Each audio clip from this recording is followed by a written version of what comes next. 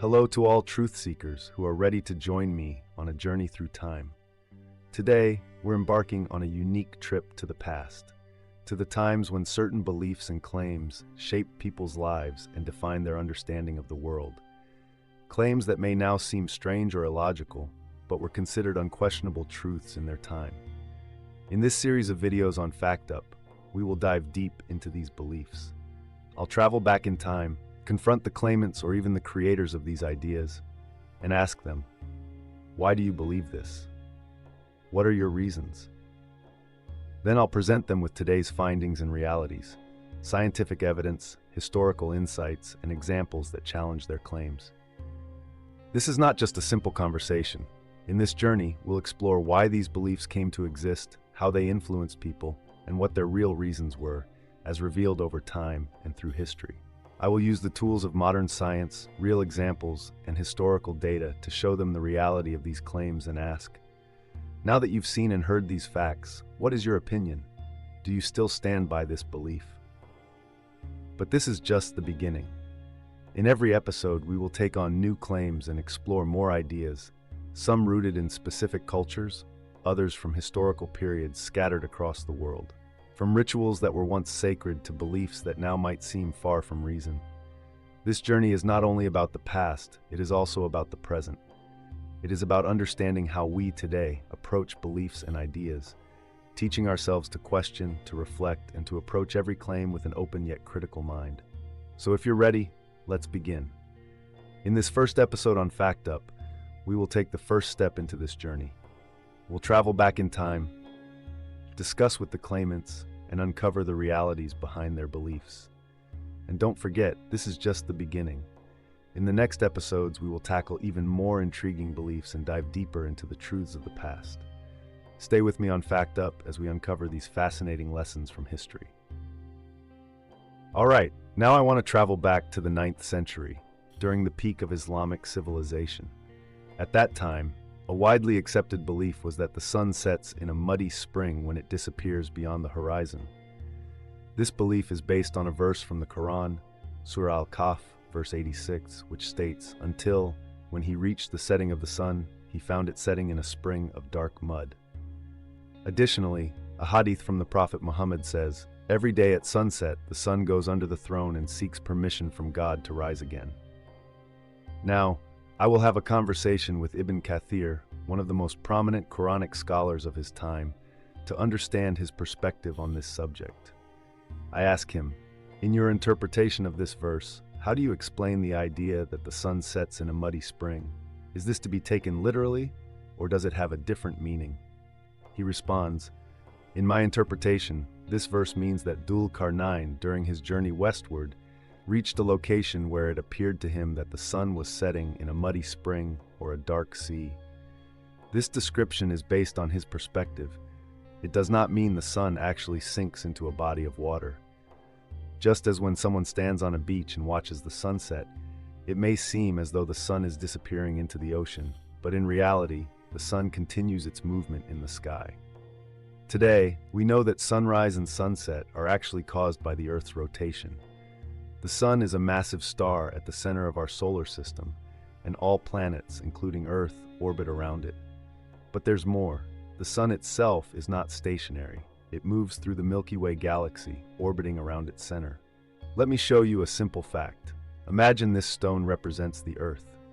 Now picture the sun as a massive mountain compared to this tiny stone. Now tell me, can you fit a mountain inside a small spring on top of this stone? Another reality is that the Earth is round and rotates on its axis while also orbiting the sun. This is what modern astronomy and advanced technology have taught us, questioning the use of metaphors. Next, I ask him, if these descriptions were meant as metaphors, what purpose did they serve? Why use such imagery instead of presenting scientific facts? He responds, perhaps these descriptions were used to make complex concepts more relatable to people at the time. Back then, astronomical knowledge was limited, and these images helped simplify ideas for the masses. I then follow up, but here's another question. According to various Islamic sources, both God and the Prophet were fully aware of all realities. Can we truly believe they did not know this scientific fact? And if they did know, and intentionally chose to use metaphors or simplify the information, I want to understand. How is it possible that a book meant to guide and enlighten people, and a prophet sent to free them from ignorance, would not present reality as it is? Haven't people throughout history been introduced to truths that were far more complex and difficult to comprehend, and haven't they managed to accept them? In ancient times, there were no advanced scientific instruments like telescopes. People perceived reality based on what they could see with their own eyes. From their perspective, the sun rising and setting was direct evidence of its movement, not the Earth's. But today, with modern science and technology, we now understand that these phenomena are caused by Earth's rotation. This belief might not have been a scientific fact, but rather a result of limited knowledge at the time, a way to simplify complex ideas for people. But if these descriptions were purely symbolic, then the real question remains: why was the scientific truth hidden? This imaginary conversation highlights how limitations in knowledge and technology in the past led to beliefs that may seem incorrect today. But this is more than just understanding history. It serves as a reminder that even today, we must approach all claims with an open and inquisitive mind. Now, let's move on to the next belief and uncover more hidden truths. Stay with me on FactUp. All right, now we travel back to the year 1300 AD, a time when the Catholic Church held immense power over Europe, shaping laws, beliefs, and even scientific progress. During this period, Pope Boniface VIII issued a decree declaring the dissection of human bodies to be sacrilegious and sinful. This decision had profound consequences, as it prevented physicians from studying the human body, delaying medical advancements for centuries. Today, I will have a conversation with Pope Boniface VIII to understand the reasoning behind his decree and present scientific evidence showing how this prohibition affected medical progress, and ultimately how lifting his ban saved millions of lives. I ask him, "You issued a decree banning the dissection of human bodies, calling it sacrilegious. Can you explain why you made this decision?" He responds, "The human body is sacred as it is a creation of God. It must not be desecrated after death. This decree was issued to uphold the sanctity of the human form." I ask, "But don't you think that understanding the human body is essential for treating diseases and saving lives? Wouldn't banning dissections prevent progress in medicine, ultimately causing more harm?" He replies, "Our goal is to preserve the holiness of the body. Physicians can seek knowledge in other ways. However, physically tampering with human remains contradicts the teachings of the Church." So I say, imagine a child right in front of you is choking to death. He cannot breathe. The only person standing next to him is a doctor who could save him. But there's a problem. The doctor has never been allowed to study the human body. He does not fully understand how the airway functions or how to clear the obstruction. Now tell me, does the child's death serve the sanctity of the body, or is it the result of a misguided decision? Wouldn't it have been better if this doctor had gained proper knowledge before this moment arrived? Then I continue, and what actually happened in history? When your decree was lifted and medical science progressed, millions of lives were saved. Your ban was not a divine command, not from God, not from the prophet, but from a man who claimed to represent them, a decision rooted in human belief and limited understanding. Then I ask, you say this decree was meant to honor the sanctity of the body, but let me ask you, if the pursuit of knowledge can save countless lives, wouldn't God want humanity to seek it? If this prohibition condemned thousands, even millions, to suffer in ignorance, was it truly righteous? Or was it an obstacle to progress? He responds, knowledge is important, but it must remain within the moral and religious boundaries set by the Church. I press further, and could this knowledge not have been allowed to grow without being stifled? Shouldn't faith encourage discovery rather than prevent it? Of course, in your time, science had not yet advanced to where it is today. Perhaps for people back then, dissection seemed unacceptable. But now we know that this single prohibition delayed medical progress for centuries. Think about it. If physicians had been allowed to study human anatomy sooner, how much earlier could we have found cures, saved lives, and improved human well-being? Although I could not receive a truly satisfying answer from Pope Boniface VIII, this conversation highlights how religious beliefs can shape or hinder scientific progress. Looking back, we see that whenever knowledge has been restricted, the price has been years, sometimes centuries, of delayed advancements. Perhaps even today, certain beliefs continue to limit our understanding. This is why we must always question, seek, and challenge, because in the end, truth should not fear inquiry. Now let's move on to the next belief and uncover more hidden truths. Stay with me on FactUp. Alright, now I want to travel back to France in the year 1457, a time when bizarre beliefs shaped religious courts across Europe. During this period, animals were formally put on trial for various crimes. Some recorded cases include 1457, France. A pig was tried and executed for killing a child. 1713, Switzerland. A swarm of locusts was summoned to court for destroying crops. 1499, Germany. Rats were accused of consuming stored grains and were given the right to a legal defense. 1587, France. A bull was sentenced to death for attacking its owner. Today, I will focus on one of the most famous of these trials, the trial of the pig in France in 1457, and engage in a discussion with the priest who presided over the trial to understand why people believed that an animal could be held accountable in a human court. Reverend, you have sentenced a pig to death in this trial for committing murder. Can you explain why you believe an animal should be prosecuted in a human court? Divine justice applies to all creatures. If a human commits a crime, they are punished. Why should animals be exempt? This pig killed a child and must face the consequences, just like any other murderer. But does the pig even understand crime and justice? Can it comprehend human laws to be held accountable for its actions? God has created this world with order and justice. If this pig is left unpunished, other animals will grow bolder. These trials also serve to remind people that no crime, even one committed by an animal, goes unanswered. Let me give you a real-world example. Imagine a man with a severe mental illness commits a crime. He does not understand what he is doing. He has no awareness of right or wrong. Would you punish him in the same way as a conscious, sane criminal? I continue. Now, does this pig have any awareness that it did something wrong? Did it have intent? Can something that has no understanding of human law be put on trial? You speak of divine justice, but let me ask you this. God is just, and justice means judging based on awareness and free will. If someone does not know they have committed a crime, how can they be justly punished? This law exists to maintain social order, not just for the sake of punishment.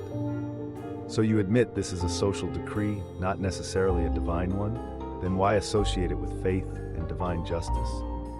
Perhaps in your time, these trials seemed logical to people, but today we know that the concept of justice does not apply to beings who have no comprehension of laws.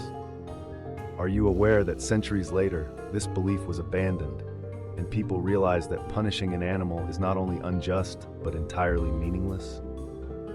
Although I could not receive a truly convincing answer from this priest, this conversation highlights how flawed beliefs can dominate laws and society for centuries.